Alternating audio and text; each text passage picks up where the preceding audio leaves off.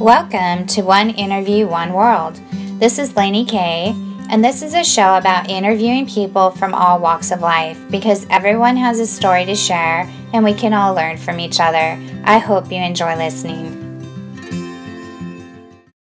Well, you are one of the kindest, most educated, the most honest, fair, and lovely people I know. So we're so grateful that you're here today.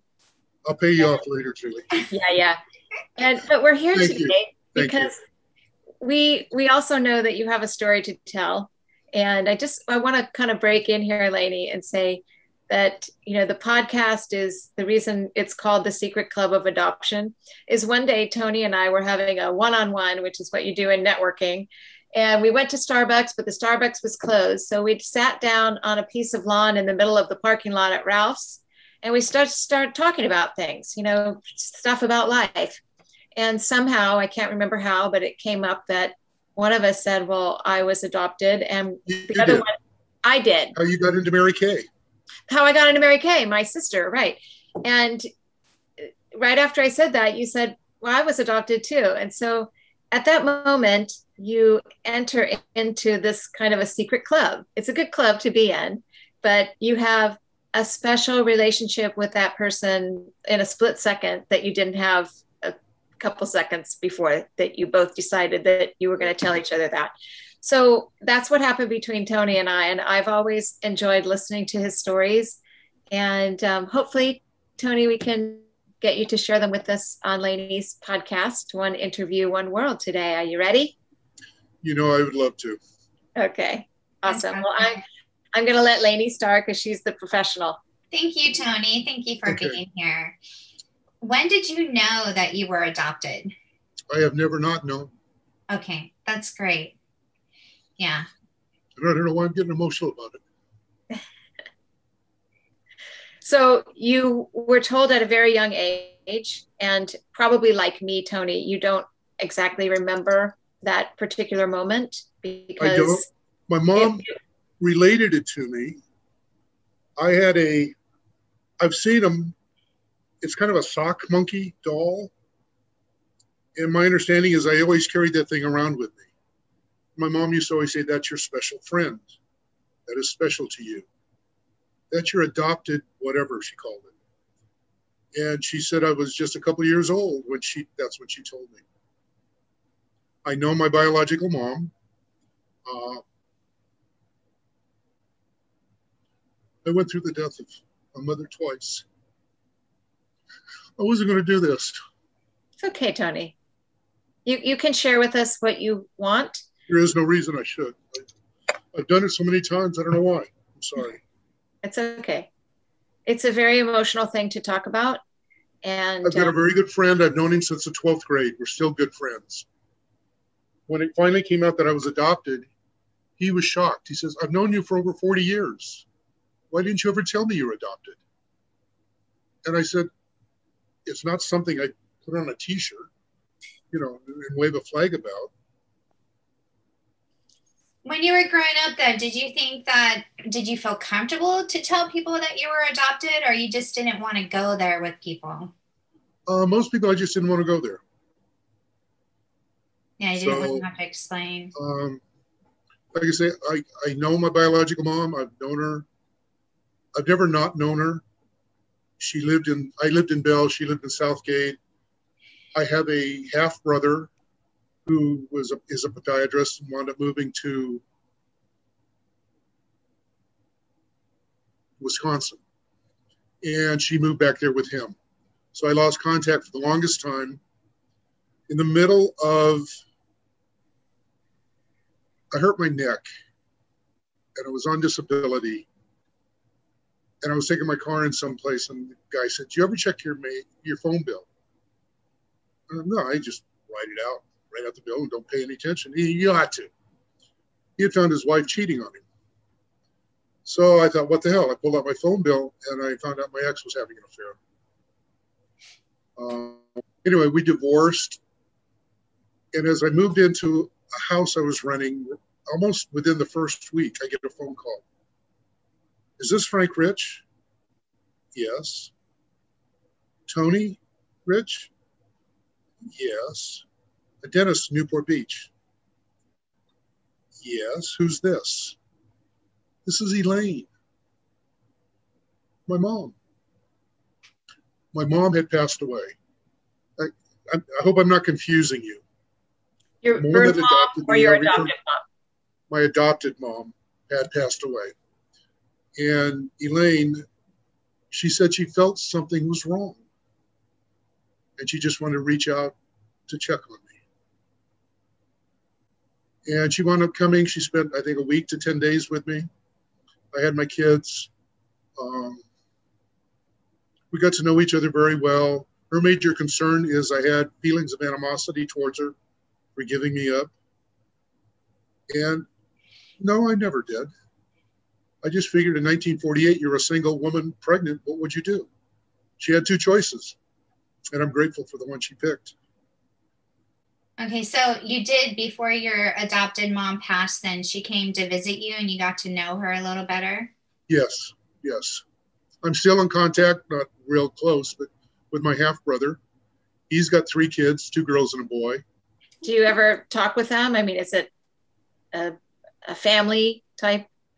No, once or twice, you know, I'll call up Merry Christmas or Happy Birthday or just something. So the story I put together about my mom, he did for my biological mom. I've got it somewhere. It's not quite as elaborate and he doesn't go into as much detail, but she had a hard life too. So I think it's just a totally different generation back then.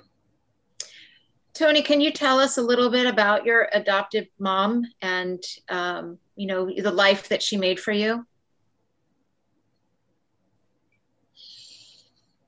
Just a remarkable woman.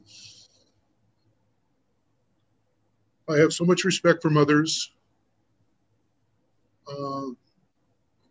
They say the father is the provider, defender of a family, but the real protector is a mother.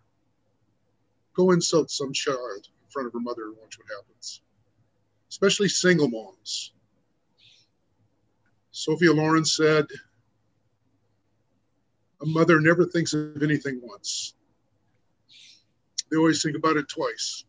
How it will affect them and how it will affect their children. Mm-hmm. Very good point. Again, a remarkable woman. Story I know. She was born in Horace, Kansas in 1916 in a 2-bedroom cabin. You can see the white paint peeling off the clapboard sides of it with the sun-bleached wood underneath it. Family moved from Kansas to North Dakota, where her father started the first Ford dealership with his brother in North Dakota. Anyway, they wound up moving to Oregon, and in Oregon, she had a somewhat normal, healthy life. She went to school regularly. She made friends easily. She had an older sister, June, 3 years older, a younger brother, Virgil, 3 years younger. She loved sports. She played basketball. She was an angel in a school play. She developed a love of an education.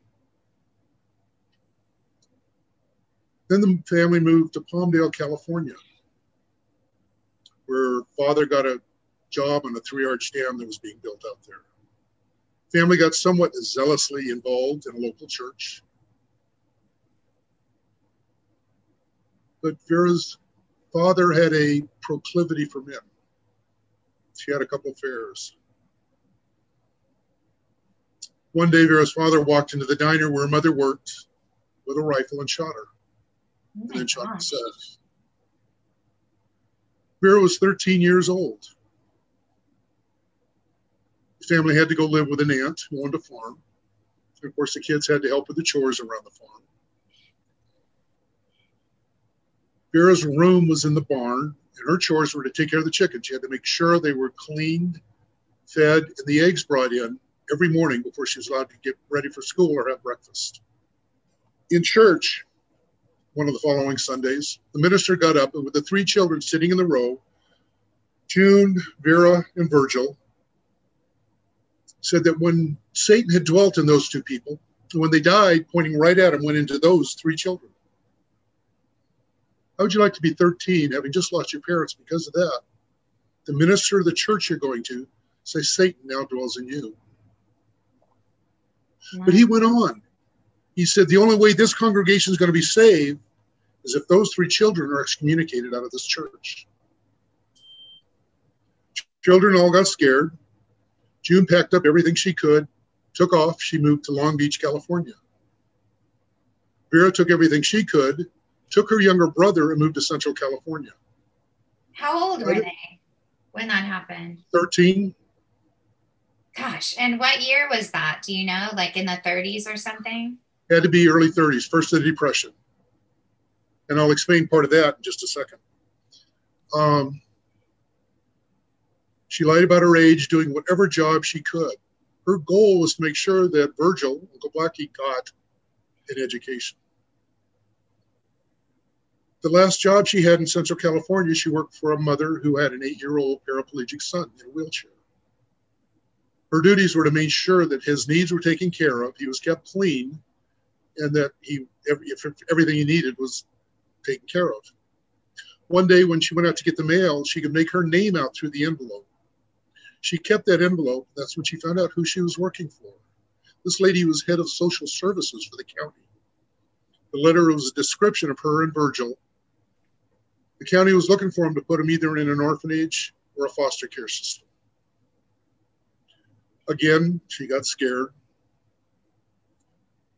She packed up all she could, and 2 days before she was to get her paycheck, she rode the rails back up to Oregon. Not inside a boxcar because they were loaded with hobos and tramps, but underneath, hanging onto the rails. One went across her shoulder with her ankles hooked over. And with the soot and oil flying up in her face, she went from Central California all the way back up to Bend, Oregon. By herself or with her brother? With her brother. Crazy. When they got there, her dress was literally black from all the soot and the oil. She got cleaned up, lied about her age again, got a job in a cafe. Part of her pay was room and board in the back. This cafe was close to a school, and she wanted to make sure Virgil was off to school.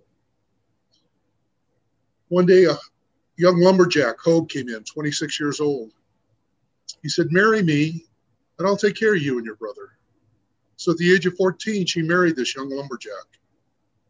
Shortly after her 15th birthday, she had a baby boy. Hope was kind of a gruff, crude man, somewhat abusive. After a while, Vera took all she could, packed up what she had, took her brother and her young son, and moved to Long Beach, California. Again, she did whatever she had to take care of her 2 wards, if you will, her brother and her son. She got a job in a cafe. She would dance for 10 cents a dance with the sailors that would come in off the ships. She had a couple of relationships. At the age of 18, she found herself a single mom with a baby girl, 3-year-old son, and a 15-year-old brother she was taking care of. At the age of 23, she met an Italian immigrant. And over the next 10 years, had 3 miscarriages. After 10 years, they were blessed with a son. Her husband died 9 months later. So at the age of 33, she finds herself again, single mom with a baby son, 14-year-old daughter, and a business to run. At the age of 36, she met a man she described as the love of her life, John.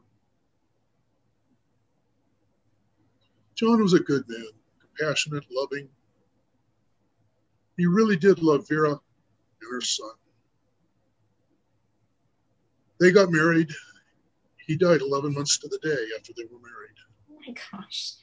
Such a tragic life so far. My goodness. She kind of lost it after that. She drank too much. She smoked too much. She died in 1999 at the age of 83. She left behind 3 children, 7 grandchildren, 5 great-grandchildren, and 2 great-great-grandchildren. She never had much of a childhood. She never had much of an education. All of the kids described her as the hub of the family. She's the one that pulled everybody together to make sure that if anybody had a problem, they were there to help anybody get over it. And they all knew that you better be there for the family holidays.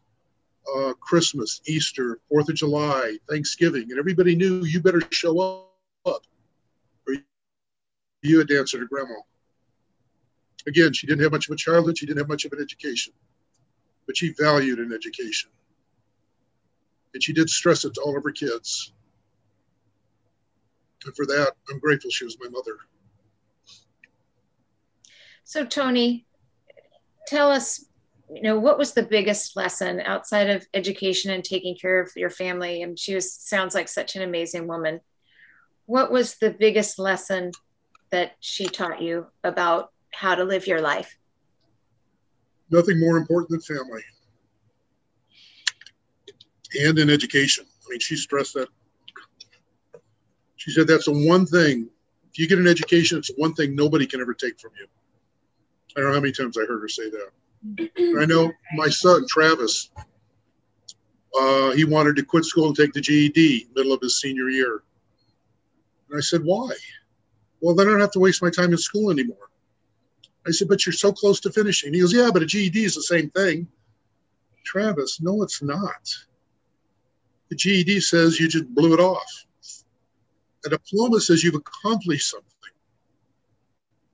And Travis stuck it out. He did it his way. He took 3 classes at home.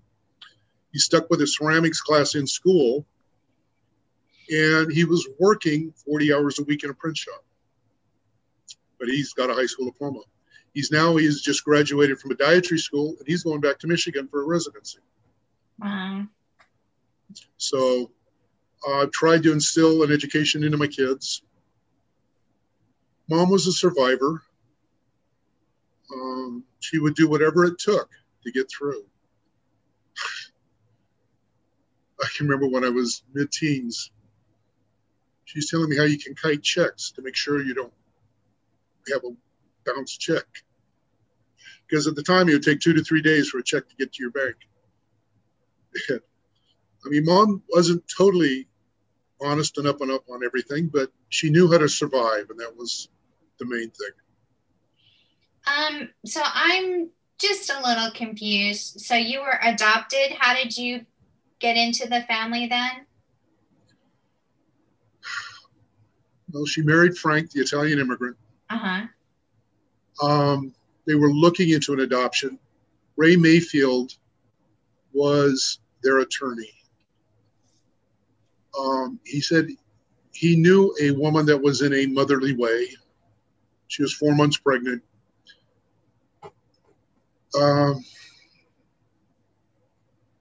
William had a fight with his wife and had moved down to Long Beach. He and Elaine had hooked up. They were living together for about a year and a half.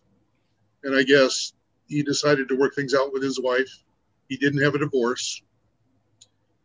And he left, not knowing she was pregnant. So Vera and Frank, my mom and dad, took her in, took care of her for the last 6 months of the pregnancy, paid all of her bills, did everything to take care of her.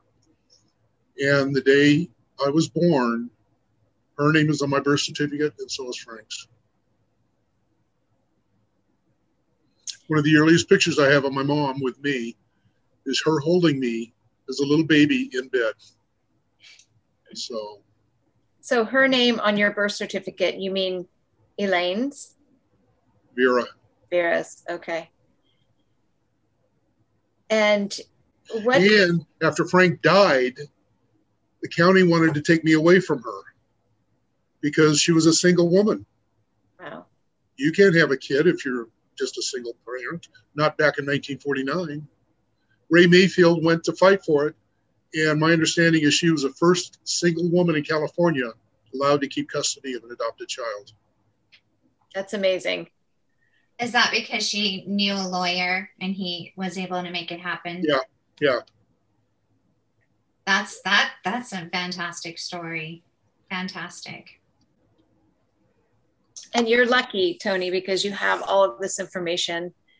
If Elaine hadn't found you and gave you some of this information about how you came to be with Vera, you may not know it because California is still a closed state as far as birth records go. Yeah. And just for reference, Mom told me and Vera told me. Yeah. Mom told me and Elaine, both of them told me. Right. So I got it from both of them. I heard all those stories I've heard so many times from my mom. She'd get to drinking and start reminiscing. Then I'd hear all the stories. Mm-hmm.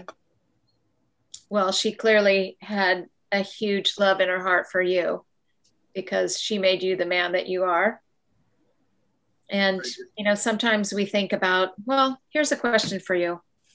When you first saw Elaine, yes, did you look for any physical similarities? Was that important to you, or did you want to get close to her, or I just knew her as Aunt Elaine. Mm-hmm. Like I say, I've never not known her. So it was more after she had moved to Wisconsin that I think I'd wanted to really make that connection. And I remember when you knew her, I'm sorry, when you knew her as Aunt Elaine, yeah, you know that she was your mom back then, yes. or you did? Okay. Yes. And you just called her that? Called her Aunt Elaine. Okay. But did you have any desire to like sit down with her, say, you know, where can we go from here? Like, let's build a relationship together, or you just I was in grade school. Mm-hmm. She took off, trying to think when. I think she left early days of college. I hadn't seen her probably in 10 years. I heard that Gary, my brother, was getting married. I was in the middle of dental school, I think, then. It's so busy. And the time kind of came and gone, and I just hadn't even thought about it. Mom tried to get me to look up William. I was probably my mid-40s, late 40s. And my feeling was, how would you feel if some adult guy came into your life and said, hey, remember when you had a fight way back when? Here's what happened. And I could see nothing good coming of it, and I just didn't pursue it. Mm-hmm. I was more worried about the impact it might have on his family. Sometimes it's just better to give mercy and allow some chapters to stay closed. Matter of fact, my son's oldest son, my oldest grandson's other grandmother got into genealogy. And one day she called me up and she says, oh, I know all about your background. And I'm thinking, well, she went and did something on Frank Rich. And I said, well, I don't think you understand. She goes, oh, no, Alex told me all about it. Apparently I had told her daughter, my grandson's mother. And she had found the genealogy for William. Were you interested? Did you want to find out more? No. I sat down with her one afternoon for about an hour and a half going through, and he's got like 6 kids. And I just thought, you know, me popping in, honestly, what good would it do? I'd like to do the 23andMe thing because I understand that people are connecting on that. That is true. Would be interesting. I will share my experience about that with you, Tony. So yeah. My brother, who is also adopted, we did the ancestry, the genetic ancestry a few years ago. Uh-huh. And, you know, you get back, you know, some information and you're put into the system. And then when people get a small connection, you know, it will give you a number of how closely you might be related to this person. Uh-huh. So you do have the opportunity, or someone who maybe after you put your DNA in the system, someone may have the opportunity to contact you through an email and just say, you and I are related and this is where we fall together. So most like Ancestry has the regular DNA part, and they also have the family tree. Uh-huh. And once people put you onto a family tree, you get contacted by more than just the random person who might be connected to you. So in my experience, I'll share it with you so you'll know what to expect. I do get, every once in a while, I get from Ancestry, you have a connection, and it will be an email. And it won't be someone trying to contact me. it will be just something that they have matched up in their database that says you have a connection to this person and they are a fourth cousin. So I don't really, the number that corresponds to that fourth cousin is so small as far as the DNA connecting that I don't really pay attention to that, but there's quite a few of those. Sometimes you'll get a second cousin. When you get a first cousin, that is someone that is very, very closely related to you. And recently I got a connection. It wasn't via an email from a person. It was from the database. And they said, you have a new connection. And of course I open it to see who it is because you can't help yourself. And it turned out it was my sister, Kate, who is the one related to Mary Kay business, but it was her daughter. So her daughter, Megan, did the DNA through Ancestry, and we connected as like the closest of close matches. And so I was able to send her an email. We already know each other and really, really well comparatively. I just met her 5 years ago, but we know each other well. And I sent her a little email saying, gosh, I think we know each other. You must be really beautiful, fun, and maybe you wear speed racer helmets, because the last time I saw her, she was walking around in one. And she got back to me in regular email, but it was such a close match that it reconfirmed what we already had found out about each other. So yeah, I think that you would really enjoy the process of it and to see where you land. And you've got a lot of genetic relatives out there based on your story. And you might be surprised who you connect with and who may contact you. Yeah, I'm definitely going to do it. I know your personality, and I know that you have such a big heart. And, at times it's a curiosity, but also it can fill in some gaps about who you are and who you might be related to. So Uncle Blackie, Virgil, was in the Navy and traveled around the world and all over the country. I have a notebook about that thick on genealogy that he did on mom's side of the family, his side of the family. That's a treasure. They came over here in 1798. They started a family, and he went back to England. He never made it back to England. William Molesbury. Anybody with the last name of Molesbury is related somehow to them. That's not a genetic connection, but through my mom. So when you think of your mom, then you think of her as like your whole family, and that Elaine is just like more of the biological mom. Correct. Mm-hmm. Correct. I didn't get really close to Elaine until probably the last couple of years of her life. Mm-hmm. And she made that effort to get in touch with me. I'd always heard there's a connection between a mother and her firstborn. And when she called me up and said she felt something was wrong and just wanted to talk to me, that confirmed that.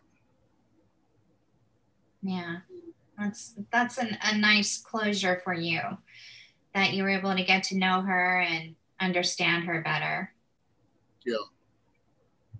She was a sweet woman. So Tony, one of the things we always ask is if there was something that you could tell your birth mother right now about the life that you've lived and what you may have taken from her, what would you say to Elaine? Thank you for taking the route you took. And I would probably guess thank you for reaching out to me. I mean, that you're right, that mother and son connection is very powerful. Yeah. And I know that through talking with other birth moms, once you have a child, you remember their birthday every year. It doesn't pass you by. It's, I had a child on this day. So I'm pretty sure that every birthday you've had, Elaine has thought of you. I'm sure she did. Yeah. No, she was in tears, fearful that I had a lot of animosity towards her for giving me up. Mm-hmm. And I told her, I said, Elaine, you did what you felt best for both of us. She could have could have gone into a back alley, and that would have been the end of it. Right. A lot of times, she didn't take that route. Yeah, they don't always have a choice, birth moms. You know, sometimes it's you're too young, or this is your circumstance, or you will give up this child. And, you know, people always think on especially the DNA sites, it's always adoptees looking for their birth parents. But a lot of times it's birth moms looking for their children because they were not given a choice. They were just told what to do. And so. My understanding was it was an open adoption. She was allowed to contact me anytime she wanted to. Mom and Frank didn't want to close that off to her. Oh, that's super loving people. Did you feel different when you were growing up because you were adopted with your siblings, or everything felt? You know, I didn't think much of it. My brother, Skip, he's 16 years older than me. Got a girl pregnant when he was 16. I have a niece that's a couple months younger than me. You know, he's got 6 kids. My sister, who's 13 years older than me, wouldn't go to school. Literally, Mom would drive her to school. She'd walk in the front door and walk out the side door. So she said, if you're not going to go to school, Mom was running a dry cleaning plant. And she said, you're going to stay home and take care of Tony. So for the first 3 to 5 years, she was my main caregiver. My sister and I were very, very close.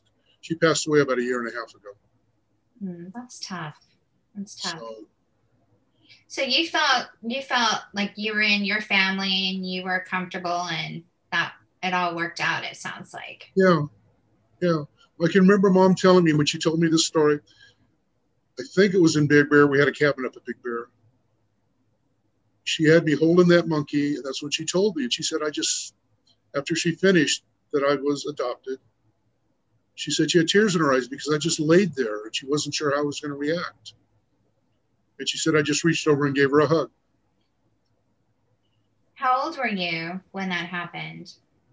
2, 3. So she was honest and straightforward from yeah, one of the big rifts in our family is my brother's on his 4th wife. He had a vasectomy years before that. They wanted a kid. They adopted one. And Mom kept telling him, you've got to tell him he's adopted. You've got to tell him. And kept saying, we'll tell him when the time's right. We'll tell him when the time's right. Mom took it upon herself when he was like 24 years old to tell him. Wow. And that he went back to his mom and dad and just crying, tell me it's not true. And to this day, Skip won't talk to anybody else in the family. Ugh, gosh, that's hard. That's so hard. Ugh. Yeah, you don't know why people do things, but I think the best situation is to forgive and not hold that grudge. Yeah. So that's really sad. That's so sad. Yeah, well, Skip didn't want to tell Kenny he was adopted. They were just going to keep it to themselves. I don't know. Where is it's easy Kenny to speculate. Do you get to talk with Kenny, or do you see him? Or I see Kenny. Yeah, Kenny contacted me on Facebook. Kenny and his dad, do they talk? Oh yeah, they're still good friends. Oh, that's good. I'll see postings on Facebook that Kenny posts. What would you say to somebody who's adopted, how to deal with that? Do you feel like they should be more open about it in their lifetime? More open in what way? Like letting people know. I played by ear. Mm-hmm. What good would it have done to tell my friend Tom that I was adopted? I think they just feel like they know you better.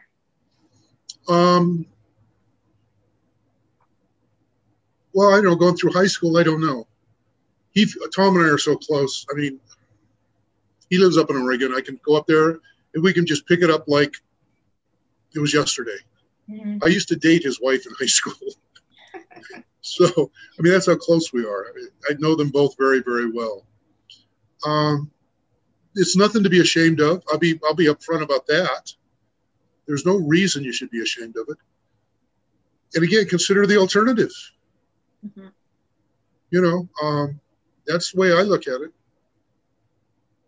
You got. What are your choices? You got 1 or 2 things to do. or maybe 3 now in today's society. You can abort it, you can adopt it out, or you can keep it. One of my patients is a single mom. Her boyfriend at the time got her pregnant, and he says, I can't do this, and took off. Brady just graduated high school. She took him to Hawaii for the graduation gift. So she has dedicated her life to taking care of him. So, those are your 3 options. None of them are easy.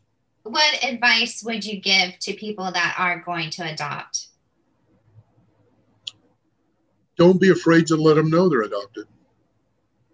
Let them know that they are worshiped, loved more than anything else you could do. No, I didn't come out of mom, but there's no doubt in my mind she loved me as much, if not more. Skip used to be jealous of the things she would do for me.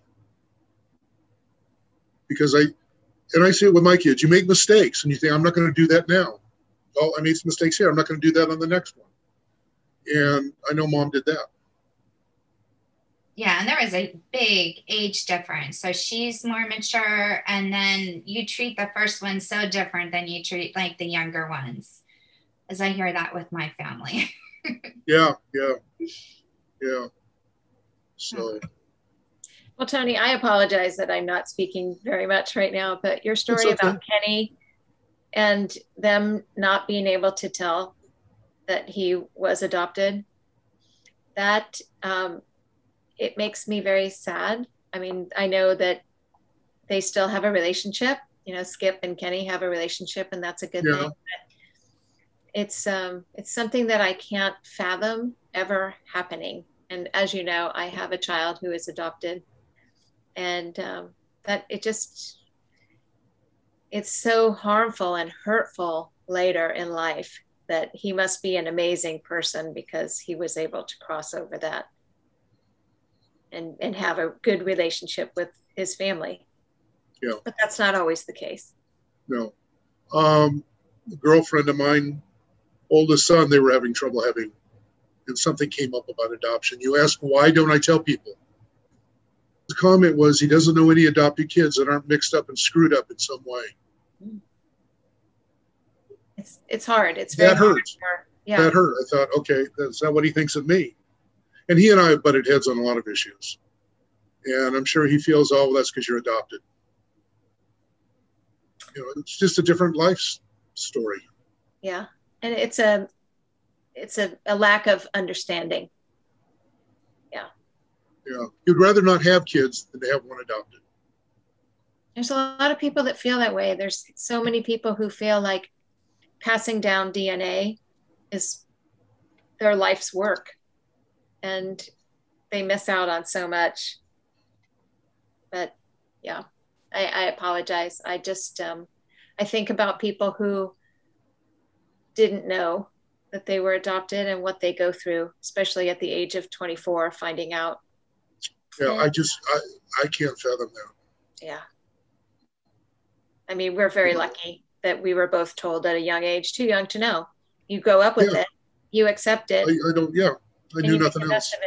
And your mom, Vera, she laid the foundation for a great man and a man with a big heart. Thank you. I consider you to be very blessed and lucky to have her, and to, we don't ever really know where our life's paths are going to take us, but you have had a fortunate life.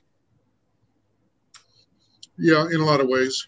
And you have given to so much to so many. Yeah, I went through a men's group during my divorce. And one of the things the guy that was running it said is I had to make peace with my mom. And I said, what do you mean? Well, because of the way you were brought up. I said, I've got no problem with the way I brought up. My mom sacrificed everything she could to make sure that I was taken care of. She did whatever she had to do. Yeah, but you didn't have a father. She should have given you a father. I feel I do have a hole in my life where a father should have been, but it is what it is. Right. I often wondered how my life might have changed if I'd had a father. If it had been Frank, I wouldn't have been a dentist. I wouldn't have gone into healthcare. Mom said he would have pushed me into being a lawyer. At this point in my life, I can't think anything more disgusting. I wouldn't want to be an attorney. But my mind's not that, I'm not geared for that. So. Well, there's a lot of what ifs in life. You know, there are. What if this happened? Or what if this happened? What if John had lived? We were getting ready to move to Okinawa. He was going to be stationed in Okinawa for 3 years. Yeah. Wow. He was in the Navy. And Mom was getting ready to lease out the house. And we're doing all these things. And it's funny, I've seen the 2 letters to Mom about his death. The captain of the ship said, well, he was playing shuffleboard, had a headache, went and lied down in his bunk. He had a cerebral hemorrhage. And I thought, shuffleboard on a Navy boat? Really? His good buddy said, no, we were shooting craps in the back room. And I thought, that sounds more like John. Yeah. Aww. And if he had lived, Mm-hmm. how would my life have changed? He was, I didn't know him that well. But he was a wonderful man. What I recall. He's the one I usually get teary-eyed over. Aww. Well, your life is a series of what ifs. Yeah. What if I'd gone to vet school? I wouldn't have met my ex-wife, which might not have been a bad thing. But then I would have had these 3 kids that I got, which are great. So all the different turns you could have taken. Absolutely. So what made you want to be a dentist? Couldn't get into vet school. Okay. Wanted to originally be a veterinarian. At the time I was applying, there were 18 vet schools in North America. And if you had one in your home state, none of the other states would accept your application. I was working for a vet. Dr. Nyla Kelly I was her surgical assistant. Her husband was a vet, and he was tired of pet owners, thinking about going back to dental school. And after I got my second rejection from Davis, I was looking into Allied Trucking School and the LA Police Academy. But I think I can handle one of those. And she said, why don't you take the dental admissions test? See how well you do. And I said, I was feeling really down. I said, I've got enough evidence to show how stupid I am. I don't need to see it on paper now. She made me sit down at the exam table, submit the application. And I thought, okay, I had to put a $25 check with it. And that was a lot of money for me way back then.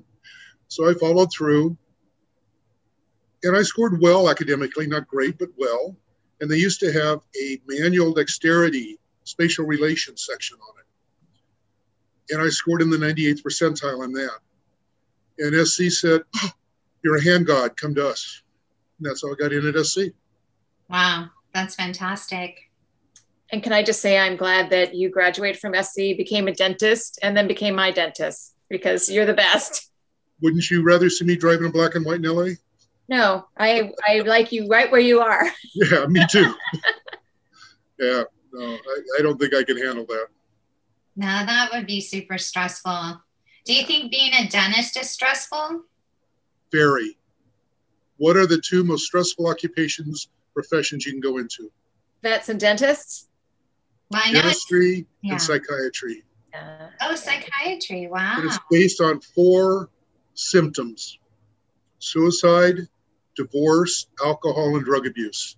Those 2 run 1 and 2. They have for the last 50 years, highest number of those 4 symptoms throughout it. Wow. So I probably drink more than I should, and I've got a divorce. So I figure I'm halfway there.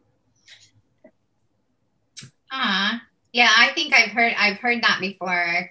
And is it because people don't generally want to see the dentist? And then you feel like you're hurting them? No matter what I do, at best, it's uncomfortable. Mm-hmm, mm-hmm. And a lot of times the patient lets you know it. Not intentionally, but you're sitting there, I'm thinking, oh, my stomach knots up. I have had 3 times in the last 2 weeks, I've come home with such a headache.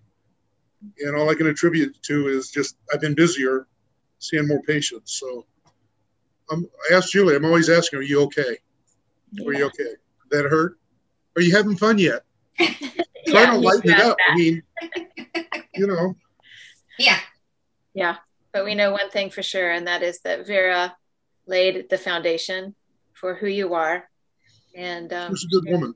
She did a great job. And I'm really grateful that you were able to share her story with us and also the details of it, because it's really amazing. You know, your story is a little bit different. It's a different interview for us because you're very complex, and having Elaine and having Vera, and you know, every adoption story is different. There's so many variables involved in it, but it's really nice to see that during this interview we get to find out, you know, who you are, who made you this way.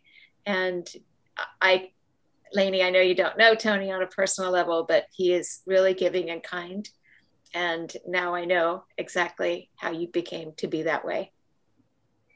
Thank you.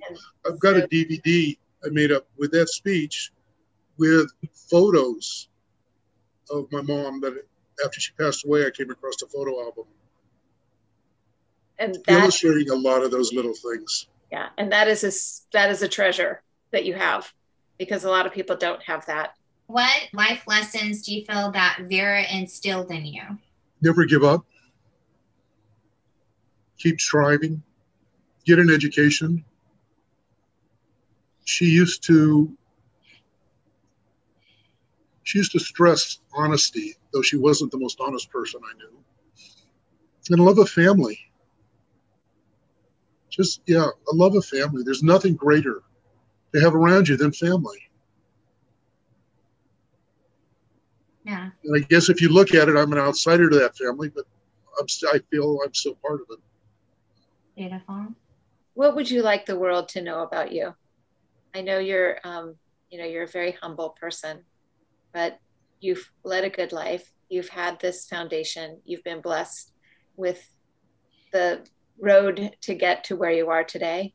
And, you know, a lot of that has been based on, you know, your adoption, about all the people that entered your life, all the people that gave you some, you know, part of who you are. But what would you like the world to know about you? All I've ever said that I want on my gravestone is a good father. If I could have anything, that's what it would be. I was raised without a father. I've bent over backwards to try and be there for my boys. You don't know. I don't know if I've talked to you, Julie, about my daughter. She's paranoid schizophrenic, and she's a psych center. She's been there for over a year now. And but I wanted to make sure I was there for them. People ask me, how could I not know my ex was having an affair? Because I was so wrapped up in the kids. I did everything I thought a good father should do. And she encouraged me to do it. So I'm very close to both my boys. I just want to be known as a good father, and I would be happy. Thank you. Thank you for sharing that. I like to ask a question. What do you think humanity needs to work on to make our world a better place? Just overall, I think there's just too much corruption in the world. I don't know how you get over that. I don't know how that fits into any of this. But I think one of the things my mom did instill in me is a self-sufficiency, which I always strive to do. When I had a house, I had a vegetable garden. I've got a couple of guns around here for self-defense. Charity begins at home. And I think my mom stressed that. It's the reason she kept everybody together. If there's a problem, we will take care of this. Together. Yeah. But she sounds like an amazing... amazing... That answer your question, Lonnie? I get to rambling. Thank you. Julie, did you have any other questions? No, I don't. I just, you know, you're a man in a blended adopted and non-adopted family. And so our goal here today was to ask you, sometimes we just fall into that family and we don't really disclose that we're adopted or not adopted, but we want people to be able to tell their stories and your story about your two mothers, but mostly Vera. It really touched our hearts, and I want to thank you for sharing that. I know a little bit more about you now that you have shared some things with us today, and I'm just really grateful that you came on and you agreed to be interviewed. And as I said, I'm your biggest fan. So well, thank you, Jim. You're so sweet. I truly appreciate. And I don't really have any more questions. Lainey, anything from you? No, I think we're good. Thank you, Tony, for sharing about yourself. My pleasure. Anytime. Now, the goal of the podcast is to help other people. So I think by sharing about yourself, you help other people. Great. I hope so. Yeah. I hope so. About the whole thing, I would stress, don't make the mistake my brother made. Yeah. I don't know what is a proper age to tell somebody they're adopted. I think the way my mom handled it was best. To where, do you remember what you were told when you were 2? It's just something that you've always got with you. This is it. Yeah. And I'm grateful, and I am very grateful that I knew Elaine. Like I said, I've always known her. I've got pictures.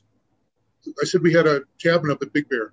I've got a picture of, it was after my dad had passed away, but there was Vera, Elaine, and another guy in a bar. They stayed together for several years after that. I don't know how close they were, but they were friends. That's amazing. Because that normally doesn't happen. I just have one more question for you, Tony. So sure. You and I, we entered the secret club of adoption when we first sat down on the lawn that day. But do you know other people that are adopted around you? I mean, I know it's something that we don't always, bring up in everyday conversation. But do you know anybody else who is adopted, and have you ever talked to them about it? I'm sure I'm going to think of somebody, but right off, I can't think of anybody. I know a girl that just met her sister, who's like 5 years younger than her, and she didn't know she had. Mm-hmm. Yeah. And I don't know how that came about. I'll have to talk to her about that. Yeah. Well, as I always tell people that I know that are adopted, we have these conversations, or anybody. There are adopted people around you.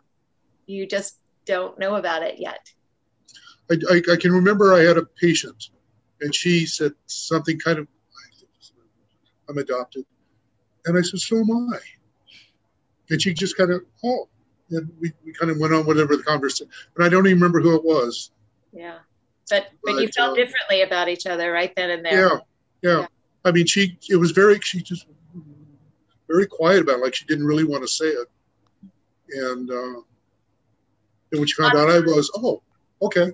Yeah, right then and there. Lots of times when you're adopted, there, some information, health history, family history, in your office, you have to fill out those forms that say, what do they have? And you just draw the line across it and write adopted. So, sometimes you find out through that, but sometimes it's organic ways, like you and I sitting down that day. So that was a pleasure for me. And it was my pleasure. Thank you. Yeah, absolutely. Well, thank you so much for your time, Tony. We really appreciate it. Lainey, thank you so much. Yes. And thanks again. I really appreciate your time. Thank you.